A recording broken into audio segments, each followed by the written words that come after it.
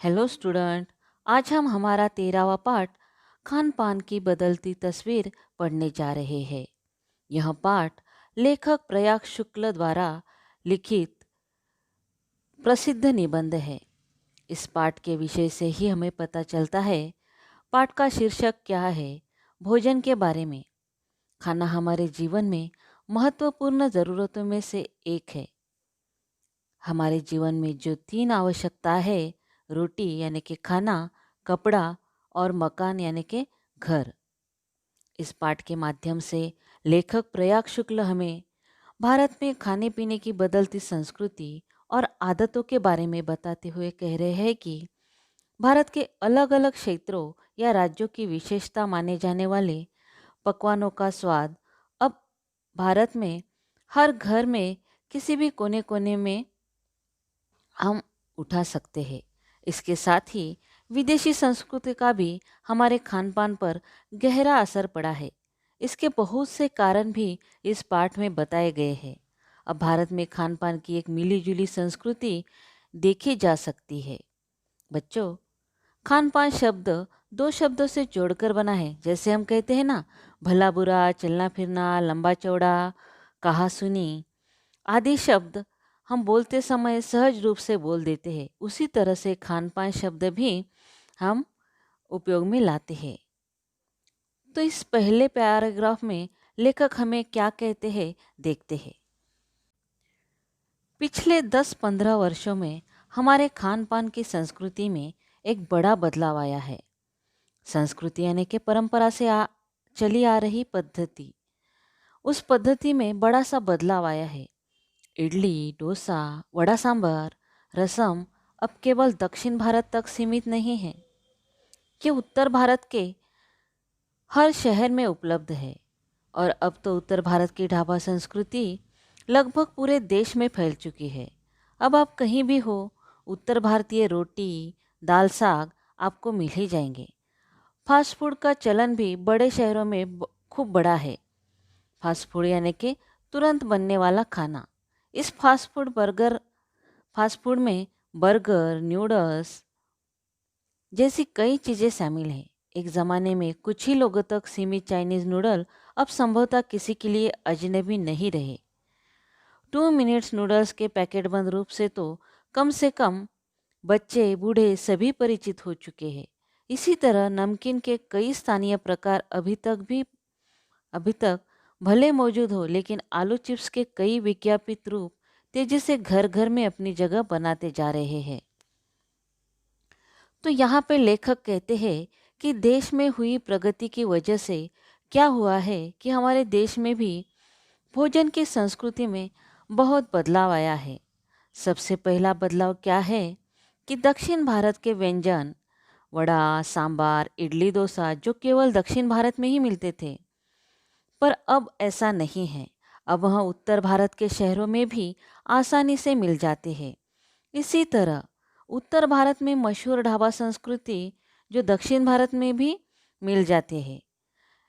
इन सब खाने के साथ साथ हमारे भोजन में नया फास्ट फूड का भी चलन उपयोग में आया है, यानी कि जल्दी बनाया जाने वाला खाना। इसका उपयोग बड़े बड़े शहरों में ज़्यादातर दिखाई देता है, क्योंकि बड़े शहरों में लोगों के पास न तो भोजन पकाने का समय है, न खाने का समय है। बच्चों, आपको तो नूडल्स के बारे में पता ही होगा। बार बार हमें टीवी पर भी विज्ञापन दिखाया जाता है। हर घर में छोटे बड़े इसे बड़े प्यार से, चाव से खाते हैं और ये जल्दी ही 2 मिनट में तैयार भी हो जाता है। इसलिए छोटे हो या बड़े, इन सभी को चाइनीज़ नूडल बहुत पसंद आता है। चाइनीज़ नूडल जो चाइना से भारत में आया है, अब भारत में इसकी अलग ही स्वाद हमें दिखाई देगा। 2 मिनट्स नूडल्स के पैकेट बंद रूप से कम बच्चे, बूढ़े सभी परिचित हो चुके हैं। इसी तरह नमकीन के कई स्थानीय प्रकार भी अभी तक मौजूद हो, लेकिन आलू चिप्स के कई विज्ञापित रूप से तेजी से घर घर में अपनी जगह बनाते आए हैं। यानी कि बच्चे, बूढ़े भी आजकल आलू चिप्स लाकर खाते हैं, कोई टाइम पास के लिए खाते हैं, कोई गेम खेलते खेलते आलू चिप्स खाना बहुत सारे बच्चे पसंद करते हैं। लेखक आगे कहते हैं, गुजराती ढोकला गाठिया भी अब देश में कई हिस्सों में स्वाद लेकर खाए जाते हैं और बंगाली मिठाइयों की केवल रस भरी चर्चा ही नहीं होती, वे कई शहरों में पहले की तुलना में अधिक उपलब्ध है। यानी कि गुजरात का जो मशहूर ढोकला गाठिया अब देश के हर हिस्से में आपको मिलेगा। आप कहीं पे भी खा सकते हैं, उसका स्वाद ले सकते हैं। आपको उसके लिए गुजरात जाने की ज़रूरत नहीं पड़ेगी। चाहे बंगाल की मिठाइयाँ क्यों ना हो, उसकी आपको चर्चा ही नहीं सुननी पड़ेगी। चर्चा सुनना यानी कि अरे बंगाल की मिठाइयाँ बहुत अच्छी रहती है, आपने कभी खाई है कि नहीं, उसका स्वाद बहुत अच्छा रहता है, ऐसा चर्चा ही नहीं होगी उसकी। वो आपको खाने के लिए भी आपके शहर में उपलब्ध हो जाएंगी। कई शहरों में पहले की तुलना में अधिक उपलब्ध है, यानी स्थानीय व्यंजनों के साथ ही अब अन्य प्रदेशों के व्यंजन पकवान भी प्राय हर क्षेत्र में मिलते हैं। और मध्यम वर्गीय जीवन में भोजन विविधता अपनी जगह बना चुकी है। यानी कि जो अमीर लोग होते हैं उनके घर में तो भोजन के अलग अलग व्यंजन बनाए जाते थे, लेकिन जो मध्यम वर्गीय लोगों के पास कुछ ही सीमित व्यंजन, चाहे दाल रोटी सब्जी इतना ही बनाते थे पहले, लेकिन अब ऐसा नहीं रहा है। जो मध्यम वर्गीय मिडिल क्लास लोग हैं उनके घरों में भी अलग अलग प्रकार के व्यंजन हर बार हर क्षेत्र में बनाए जा रहे हैं। लेखक आगे कहते हैं, कुछ चीज़ें और भी हुई है, मसलन अंग्रेजी राज तक ब्रेड केवल साहबी ठिकानों तक ही सीमित था। भारतीय घरों में सेकी तली जा रही है। खान पान की इस बदली हुई संस्कृति से सबसे अधिक प्रभावित हुई है नई पीढ़ी, जो पहले के स्थानीय व्यंजनों के बारे में बहुत कम जानती है। यानी कि जो ब्रेड अंग्रेजी ज़माने में, अब भारत आज़ाद हो चुका है, स्वतंत्रता मिलकर हमें लगभग 70 साल हो गए हैं, लेकिन पहले के ज़माने में ऐसा नहीं था। जो अंग्रेज़ी लोग ब्रेड खाते थे वो कुछ ही लोगों तक सीमित था, लेकिन अब हर घर में बच्चे भी नाश्ते में चाय के साथ ब्रेड खाने लगते हैं। अब इसमें कोई नई चीज़ नहीं है। इस खान पान की बदलती संस्कृति से सबसे अधिक प्रभावित अगर कोई हुआ है तो वह है नई पीढ़ी, यानी कि न्यू जनरेशन, जो पहले स्थानीय व्यंजनों के बारे में बहुत कम जानती है पर कई नई व्यंजनों के बारे में बहुत कुछ जानती है। यानी कि हमारे जो त्योहारों में क्या क्या चीज़ें बनती है, क्या नहीं बनती है, मिठाइयाँ कितनी सारी बनती है, इनके बारे में तो उनको कोई पता नहीं, लेकिन जो नए नए व्यंजन हैं उनके बारे में उन्हें अवश्य पता होता है। वो बाहर जाके स्टॉल पे खाते हैं, पानी पूरी हो, रगड़ा पैटीज़ हो, चाहे नूडल्स हो, चाइनीज़ चीज़ें क्यों ना हो, उनके बारे में उन्हें ज़्यादातर पता होता है। लेकिन पारंपरिक जो चीज़ें बनाई जाती थी, चाहे जो जिस राज्य की क्यों ना हो, उस राज्य की उनको पता नहीं रहती। स्थानीय व्यंजन भी तो अब घटकर ही कुछ चीज़ों तक सीमित रह गए हैं। मुंबई की पाव भाजी और दिल्ली के छोले कचौले की दुनिया पहले की तुलना में बड़ी ज़रूर हुई है, पर अन्य स्थानीय व्यंजनों की दुनिया में छोटी हुई है। जानकार यह भी बताते हैं कि मथुरा के पेड़ों और आगरा के पेड़े नमकीन में अब बात कहाँ रही। यानी जो चीज़ें बची भी है उनकी गुणवत्ता में फर्क पड़ा है।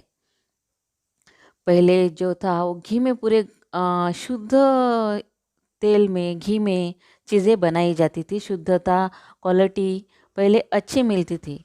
लेकिन अब मिलावट ज़्यादा हो गई, महंगाई के कारण लोग मिलावट ज़्यादा कर रहे हैं, इसीलिए उस चीज़ की क्वालिटी कम हो गई है, इसीलिए उनमें अभी गुणवत्ता कम दिखाई देती है। फिर मौसम और ऋतुओं के अनुसार फलों खाद्यान्न से जो व्यंजन और पकवान बना करते थे, उन्हें बनाने की फुर्सत भी अब कितने लोगों को रह गई है। अब गृहिणियों यानी कि हाउसवाइफ या कामकाजी महिलाओं के लिए खरबूजे के बीज सुखाना, छीलना और फिर उनसे व्यंजन तैयार करना सचमुच दुस्साध्य हो गया है, जिसे साधना कठिन हो गया, यानी कि बनाना बहुत ही कठिन है, ऐसे पदार्थ बनाना बहुत कठिन है। बच्चों, एक वजह यह भी है कि अब गृहिणियों के पास बिल्कुल भी समय नहीं रहा है, क्योंकि वे भी काम करती है। सारी महिलाएं हैं जो, वो वर्किंग वुमन्स है, और उनके पास समय नहीं है कि वो कोई विशेष व्यंजन बनाएं। जैसे गर्मियों में खरबूजे के बीज से व्यंजन बनाए जाते थे, उसका उपयोग कई व्यंजनों में किया जाता था। उसे कूटकर उसे अलग अलग व्यंजन में डाल देते थे, उसे सुखाते थे, फिर उसे उसे कूटकर अलग अलग मिठाइयों में, व्यंजनों में डाल देते थे। लेकिन इतना समय आजकल की महिलाओं के पास नहीं है, क्योंकि वो भी आजकल काम करने लगी है, अपने घर में मदद करने लगी है। इसीलिए आजकल की महिलाओं के पास समय नहीं है। इसीलिए खरबूजों के बीजों से बनाए जाने वाले व्यंजनों में कमी आई है। आगे लेखक कहते हैं, यानी हम पाते हैं कि अगर एक ओर तो स्थानीय व्यंजनों में कमी आई है, दूसरी ओर वे ही देशी विदेशी व्यंजन अपनाए जा रहे हैं, जिन्हें बनाने में सुविधा हो। जटिल प्रक्रियाओं वाली चीज़ें तो कभी कभार व्यंजन पुस्तिकाओं के आधार पर तैयार की जाती है।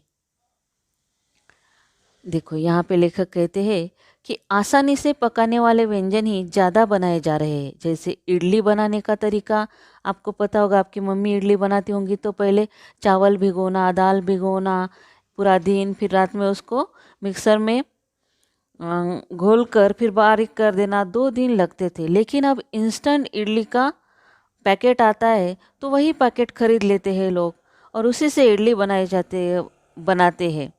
बहुत कम लोग हैं जो ऐसे घर में ही उसे इडली बनाते हैं। तो ऐसी जटिल प्रक्रिया करने में आजकल लोगों को बिल्कुल टाइम या समय नहीं है। इसीलिए वो जो भी इंस्टेंट चीज़ें जल्दी मिलती है, उसी का उपयोग वह करते हैं। और ऐसा करने के लिए घरेलू महिलाओं को भी अभी इंटरनेट पे भी वो खाना कैसे पकाते हैं, कैसे बनाते हैं, इतनी सुविधा उनको मालूम हो गई है। टीवी चैनल्स पे भी बताते हैं कि कौन सा व्यंजन किस तरह के से बनाना चाहिए। बहुत सारे ढेर सारे उसकी किताबें भी मिलनी चाहिए।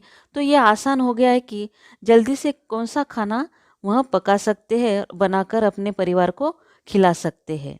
तो यह भी एक सुविधा इस संस्कृति में पाई जा सकती है। लेखक आगे कहते हैं, अब शहरी जीवन में जो भागम भाग है, उसे देखते हुए यह स्थिति स्वाभाविक लगती है। फिर कमर तोड़ महंगाई ने भी लोगों को कई चीज़ों से धीरे धीरे वंचित किया है, यानी कि अलग कर दिया है। जिन व्यंजनों के बिना मेवों के स्वाद नहीं आता, उन्हें बनाने पकाने के बारे में भला कौन 4 बार नहीं सोचेगा। शहरी जीवन में भी बहुत सारे भागम भाग आ गए हैं, क्योंकि घरेलू महिला भी अभी कामकाजी हो गई है, वर्किंग वुमन्स हो गई है। उन्हें घर में उतना वक्त नहीं दे सकती। सुबह जाती है तो शाम को आती है, फिर शाम को जो जल्दी खाना बन सकता है वही बनाती है। और यह स्वाभाविक है, प्राकृतिक रूप से ये सही भी है। फिर कमर तोड़ महंगाई ने भी लोगों को कई चीज़ें से धीरे धीरे वंचित कर दिया, यानी कि हम जो घी में बनाते हैं त्योहारों के लिए, कुछ भी चीज़ें, चाहे अनारस से आपकी मम्मी दिवाली पे बनाती होंगी, बहुत सारी मिठाइयाँ, तो वह चीज़ें बनाने में किसी को वक्त भी नहीं रहा, और वो चीज़ें धीरे धीरे कम होती जा रही है। कोई कोई तो बनाता भी नहीं, सीधा मार्केट से वैसे ही खरीद कर लेकर आते हैं समय की वजह से। जिन व्यंजनों में बिना मेवों के स्वाद नहीं आता, उन्हें बनाने पकाने के बारे में भला कौन 4 बार नहीं सोचेगा। यानी कि बच्चों, जैसे कि मेवा महंगा हो गया है, घी महंगा हो गया है, पूरे चीज़ों के दाम बढ़ गए हैं। तो ऐसी चीज़ें बनाने के लिए घर का बैलेंस भी ज़रूरी रहता है। इकोनॉमिकली भी देखना पड़ता है कि हम अपने खर्चे कितने कम कर सकते हैं, कितने किस चीज़ में हमें बढ़ाना चाहिए। तो इस खर्चे को देखकर, महंगाई को देखकर, बहुत सारी चीज़ें घर में बनाना भी कम होता जा रहा है। और लोग भी 4 बार सोच रहे कि नहीं, ये मिठाई क्यों बनाई, इसे तो बहुत सारा खर्चा लगता है। ऐसी लोगों की सोच भी हो गई है। लेखक आगे कहते हैं, खान पान की जो एक मिश्रित संस्कृति बनी है, उसके अपने सकारात्मक भी पक्ष है। देखो बच्चों, अभी तक हमने खान पान की बदलती तस्वीर में लेखक ने कहा नकारात्मक पक्ष रखा था कि उससे क्या क्या असुविधाएं हुई है। लोगों ने खाना पकाना बंद कर दिया है, जो तुरंत बनने वाले खाना पकाने वाली चीज़ें वही बनाते जा रहे हैं। लेकिन अब लेखक यहाँ से क्या कहते हैं कि संस्कृति की वजह से सकारात्मक चीज़ें भी यानी कि पॉजिटिव भी चीज़ें हो रही है। किसी भी बात के लिए दो पक्ष अवश्य होते हैं, एक तो नकारात्मक निगेटिव और एक तो सकारात्मक। अभी तक हमने निगेटिव चीज़ें ही देखी थी। अब सकारात्मक पक्ष में लेखक कहते हैं गृहिणियों और कामकाजी महिलाओं के लिए अब जल्दी तैयार हो जाने वाले विविध व्यंजनों की विधियाँ उपलब्ध है। नई पीढ़ी को देश विदेश के व्यंजनों को जानने का सुयोग मिला है।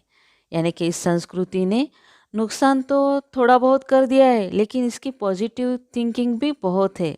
इससे क्या हुआ है कि जो घरेलू महिला थी, कामकाजी महिला थी, उनके लिए जो जल्दी बनने वाले खाने खाने की विधियां हैं वह उपलब्ध हो हो गई है। और जो न्यू जनरेशन है उन्हें भी देश विदेश, चाहे चाइना में कौन सी चीज़ फेमस है, इंग्लैंड में कौन सी चीज़ फेमस है, ऐसे व्यंजनों के बारे में न्यू जनरेशन को पता चल गया है, जानने का मौका भी मिला है। आगे लेखक कहते हैं आज़ादी के बाद उद्योग धंधों, नौकरियों, तबादलों का जो एक नया विस्तार हुआ है, उसके कारण भी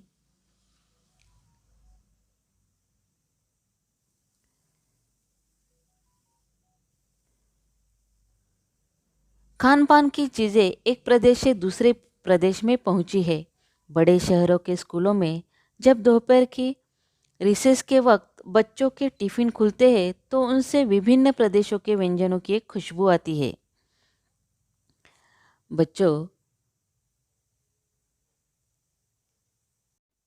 लेखक तीसरा सकारात्मक पहलू यह बताते हैं कि जब हमें स्वतंत्रता प्राप्त हुई है तो वहाँ से उद्योग धंधे विकसित हुए, लोगों को नौकरियाँ मिल गई, फिर उनके तबादले होने लगे, एक शहर से दूसरे शहर वे जाने लगे, जाने का उन्हें मौका मिला। इससे उनके खाने पीने का तरीका दूसरे शहर में दिखाई देने लगा।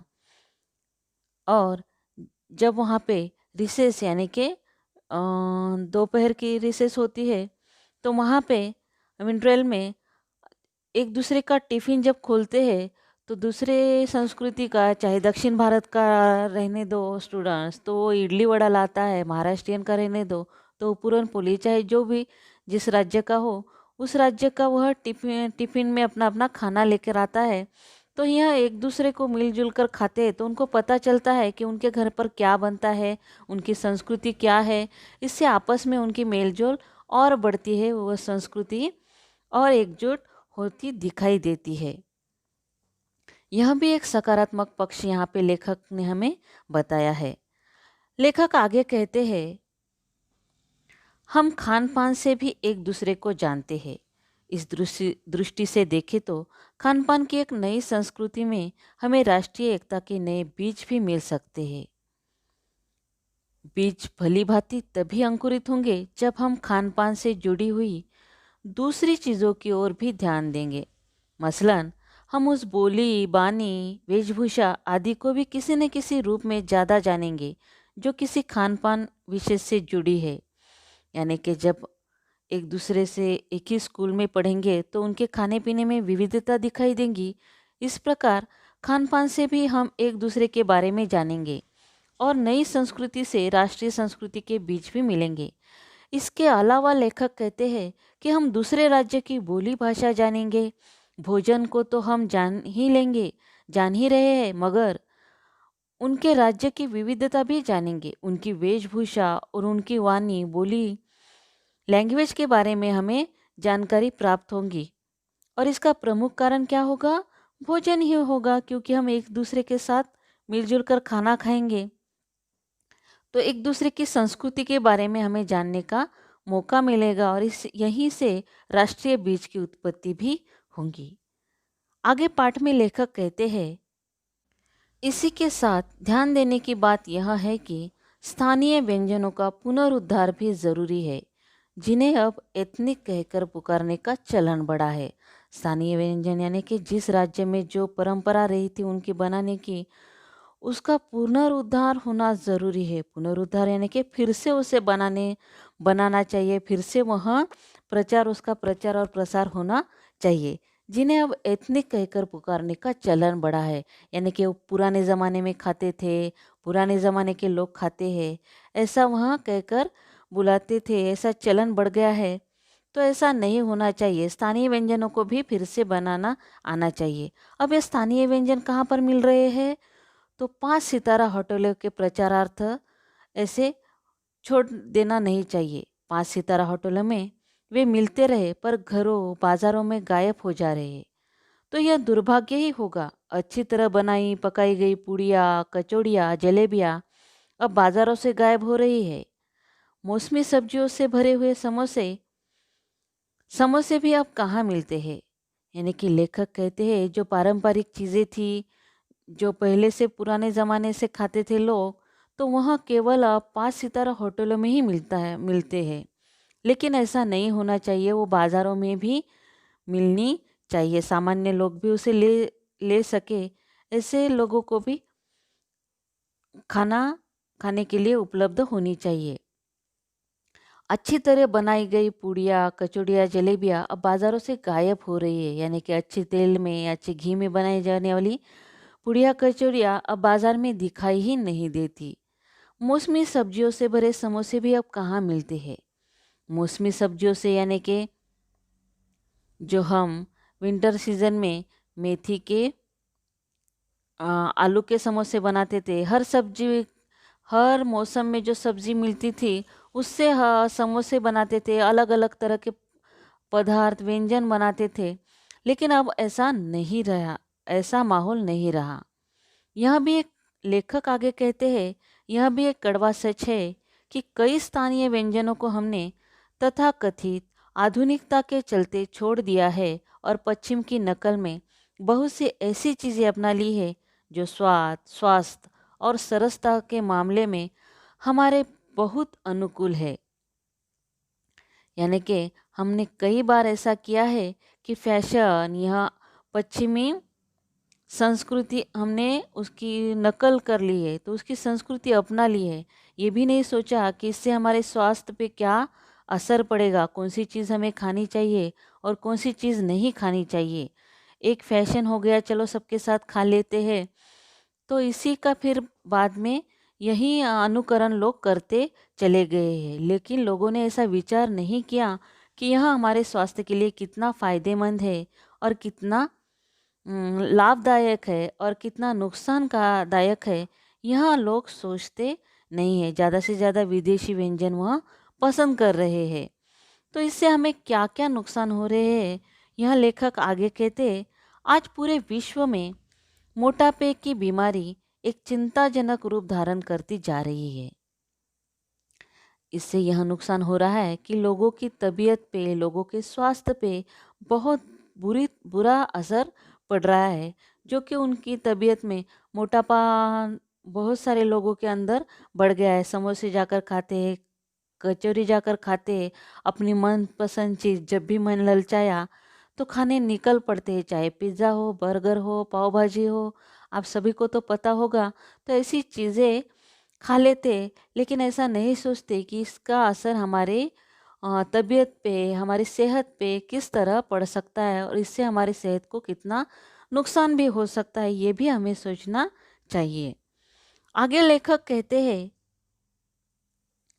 हो यह भी रहा है कि खान पान की मिश्रित संस्कृति में हम कई बार चीज़ों का असली और अलग स्वाद नहीं ले पा रहे हैं। अक्सर प्रीति भोजों और पार्टियों में एक साथ ढेरों चीज़ें रख दी जाती है और उनका स्वाद गड्डम मडम हो जाता है। गड्डम होना जाने यानी कि अच्छा भी नहीं लगना और बुरा भी नहीं लगना, उसकी टेस्ट ही बदल जाती है। प्रीति भोज यानी कि शादी की रिसेप्शन होती है, पार्टियां होती है, शादियों में अलग अलग तरह के पदार्थ एक ही साथ बनाए जाते हैं, तो कौन सा खा लूँ कौन सा नहीं खा लूँ, यह हम बिना सोचे ही एक प्लेट में पूरे डिश ले लेते हैं। पूरे व्यंजन ले लेते हैं और ये भी खाते हैं वो भी खाते हैं, ऐसा नहीं सोचते कि हम इसके साथ क्या खाना चाहिए और इसके साथ नहीं खाना चाहिए। ऐसा सोच विचार करने के लिए हमें टाइम नहीं रहता है। जितने भी व्यंजन दिखते हैं हम उतना परोस लेते हैं और किसी का भी स्वाद हमें लेने का आनंद नहीं मिलता है हमें। खान पान की मिश्रित या विविध संस्कृति हमें कुछ चीज़ें चुनने का अवसर देती है। हम उसका लाभ प्राय नहीं उठा रहे हैं। हम अक्सर एक ही प्लेट में कई तरह के और कई बार तो बिल्कुल विपरीत प्रकृति वाले व्यंजन परोस लेना चाहते हैं।